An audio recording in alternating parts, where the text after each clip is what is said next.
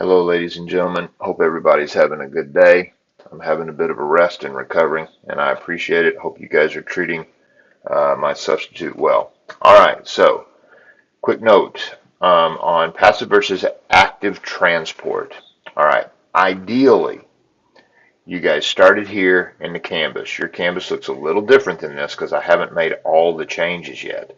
But if you open up that passive transport reading, CK12 2.13, passive transport reading, if you open that up, then you will see a page that looks like this. If you go down a little bit, that was the video that you watched, the cell transport video. Then there is the picture that you see at the top of your notes. But if you go down a little bit further, you see this. Okay, now I'm just going to be quiet for a moment and we're going to let that cycle through a couple of times and just watch it.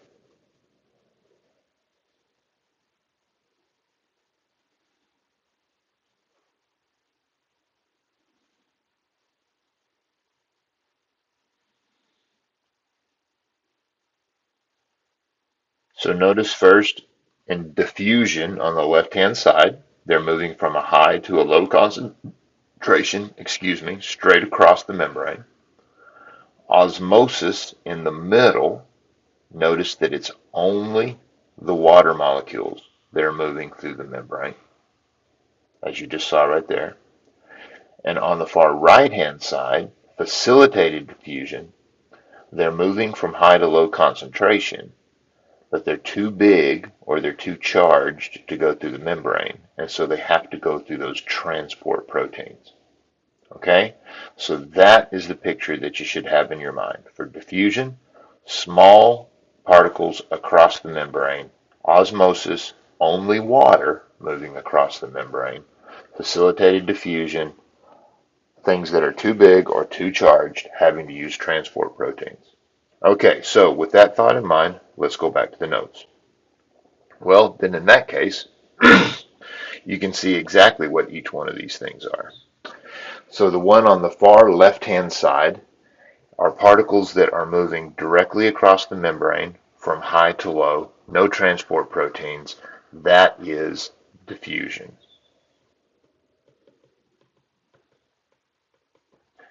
So the things that we know about diffusion, it goes from high to low concentration,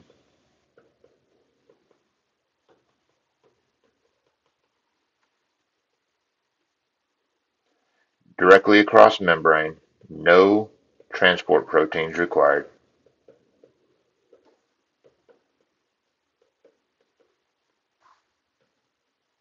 No energy required. Passive transport.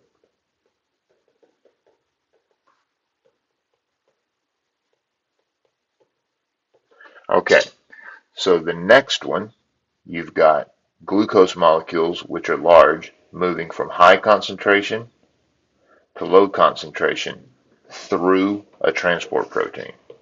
All right, so that clearly is facilitated diffusion.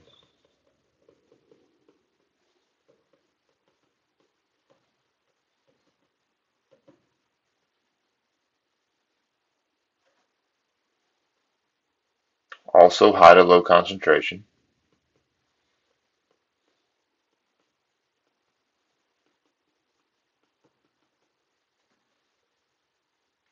It does use transport proteins.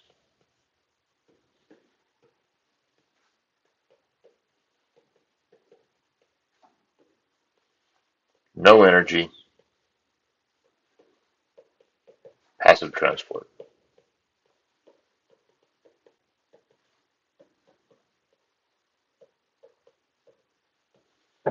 The final one, of course, is water.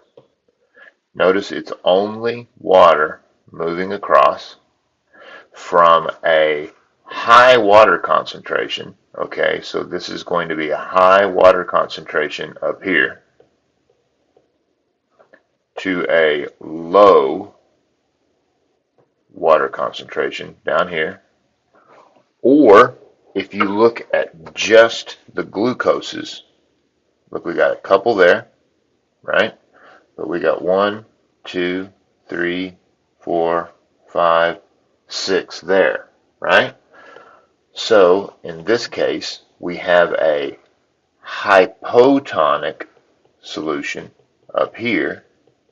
The glucose concentration is less. The solute concentration is less, right? Because these glucoses, these are solutes, things that are dissolved in the water, to a hypertonic concentration down here,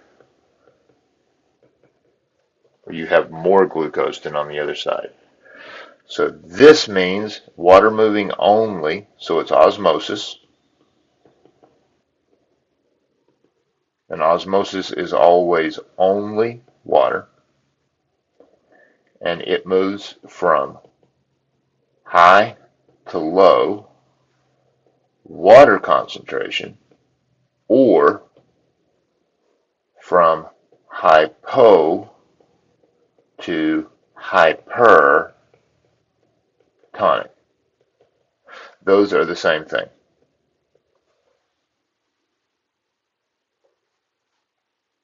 No transport proteins, because it's only water.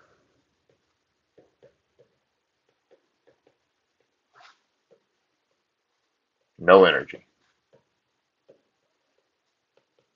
Passive transport.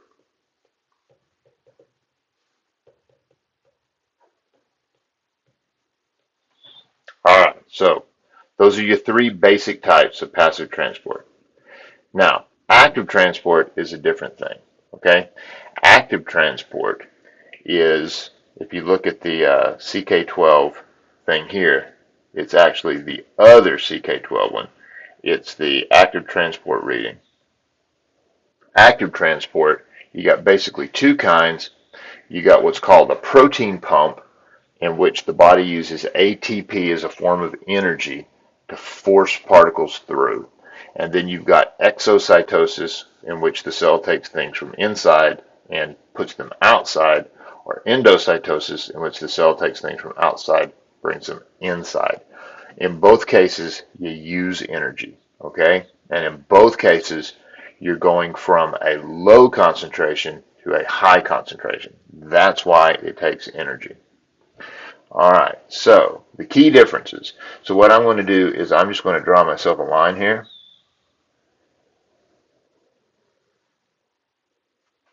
And then I'm going to draw another line across the middle. And then on one side, I'm going to write passive transport.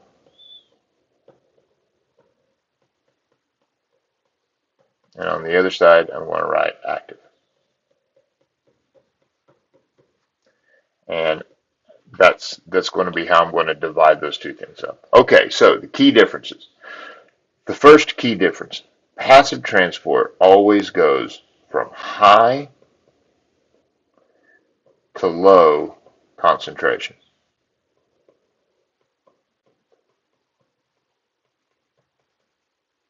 Always. So if you're in a passive transport situation, if I do a concentration gradient that looks like this, right, then I'm going to have a whole bunch of things here, whatever my particles are that are moving. And then on this side, I may be only going to have a very few. Yeah?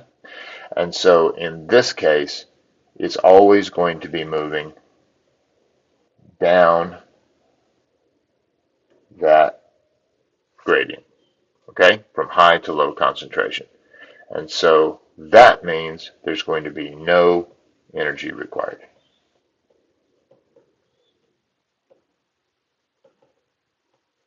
Now, active transport, just exactly the opposite. You always go from low to high concentration.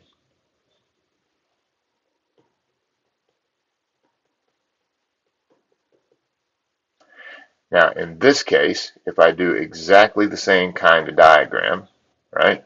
So I've got my little concentration gradient. and then I've got a really high concentration of whatever these blue dots are here, and I've got a low concentration here. The active transport actually is taking them from the low concentration and pushing them up the gradient. And that was not a very good arrow. Let's try that one more time. There we go. And pushing them up the concentration gradient. Now, if you are trying to push something up a ramp, you are going to have to push it, right? That requires energy. So the other key difference for active transport is that it requires energy.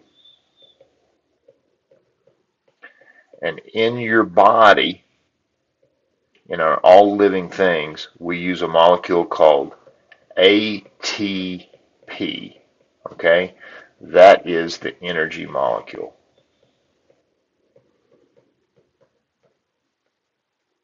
Now, for those of you who wish to know, ATP stands for adenosine triphosphate. It is not required that you know that, but people want to know, and so that's what it's called, adenosine triphosphate. All right, so those are your key differences between active and passive transport. The two types of active transport, you got what's called the protein pump, okay? And so on the protein pump, this is a transport protein. You don't really need to know much about it. It's a transport protein. It requires ATP, so there's your energy. And we go from a place of low concentration. See, there's only one of those green things there. And up here, there's 1, 2, 3, 4, 5, 6 of the green things there. So we go from a place of low concentration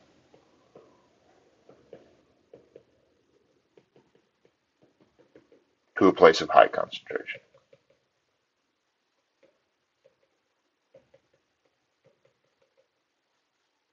All right, so you're going up the concentration gradient, right? And that is always going to require energy. So that's your protein pump. Now, the other thing that happens is called endocytosis. Endo and exocytosis are basically for when the cell needs to move larger things.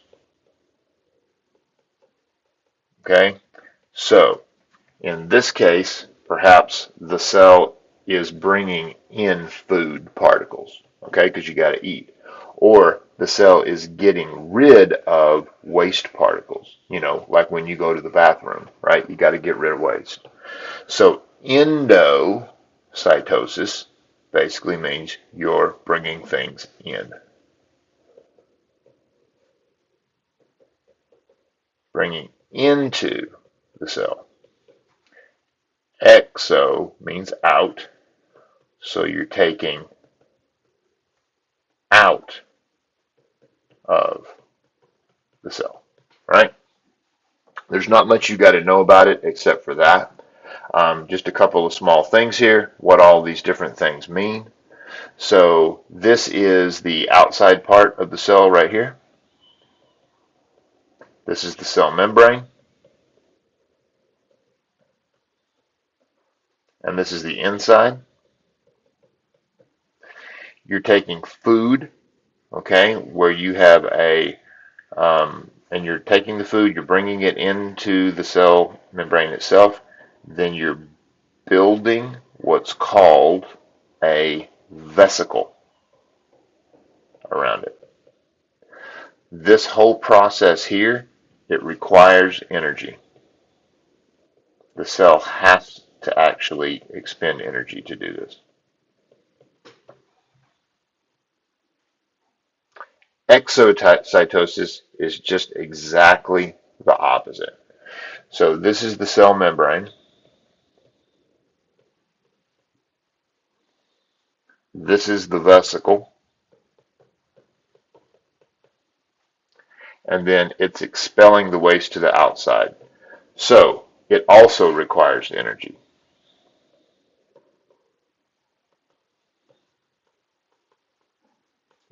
If we think about these in human terms, okay, the way that I would think about it is endocytosis is like bringing in the groceries.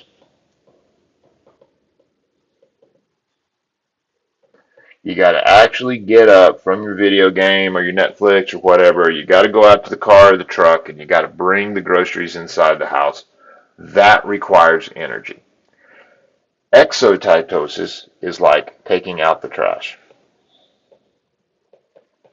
Again, you got to get out of bed, you got to get away from the TV or the video games or whatever. You got to pick up the bags, you got to take them outside and stack them for the trash people. Taking out the trash, that requires energy. Same thing for the cell. Now, there's a little matching exercise here at the end. I'm not going to do that right here. What I will do is I will put a little matching quiz on Canvas, and so you can do these, and then you can just check it real quick. It's a very, very quick quiz. All right, guys, so that's us for the moment. I hope everyone turned in their 3D model. I sent out all of the messages last night to Parent Square. A lot of people got back in touch with me. Make sure you put it in the right place. Make sure your name is on it. And I should be back in tomorrow, and I'm looking forward to seeing you all. Take care.